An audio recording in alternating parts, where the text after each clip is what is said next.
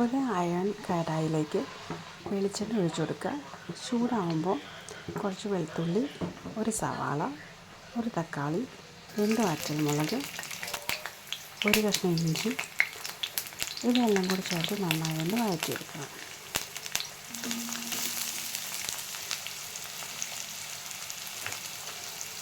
ഒരു പിടി കാഷ്യൂനട്ട് കൂടെ ചേർക്കുന്നുണ്ട്.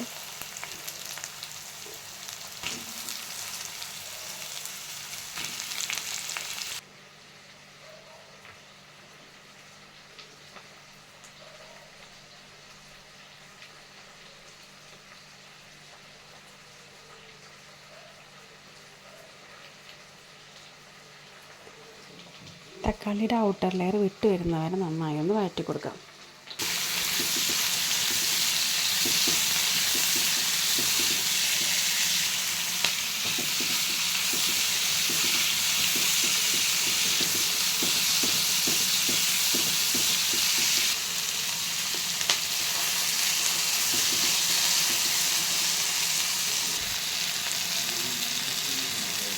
ഇതുപോലെ ഈ ഔട്ടർ ലെയർ നന്നായി വിട്ട് വരണം.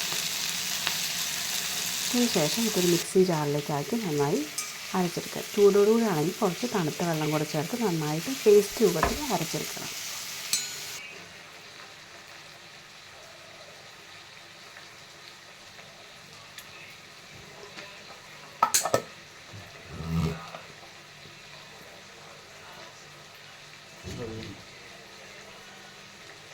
ഇനി പനീർ ആവശ്യാനുസരണം ക്യൂബ്സുകളായിട്ട് മുറിച്ചെടുക്കാം.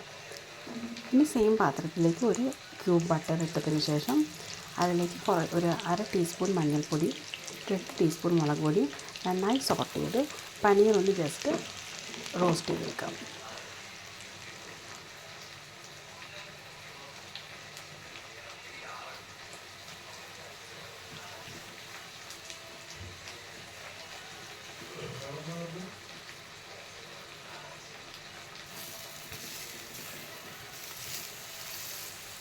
ഒരു മിനിറ്റോളം പനീർ ക്യൂബ്സ് നന്നായി റോസ്റ്റ് ചെയ്ത് കഴിഞ്ഞാൽ നമ്മൾ അരച്ച് വെച്ചിരിക്കുന്ന അരപ്പ് ഇതിലേക്ക് ചേർത്ത് നന്നായി ഇളക്കി കൊടുക്കാം.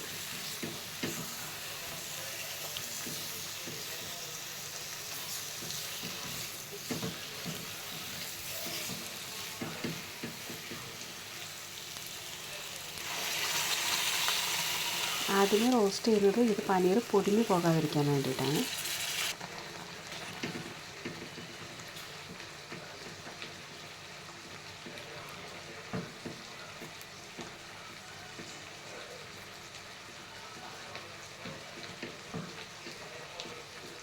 ഫൈനലി ഇതിലേക്ക് കുറച്ച് സിന്നമൺ പൗഡറും കൊറിയാണ്ടർ ലീവ്സും ഉപ്പും കൂടെ ചേർത്തിട്ട് മിക്സ് ചെയ്യാം.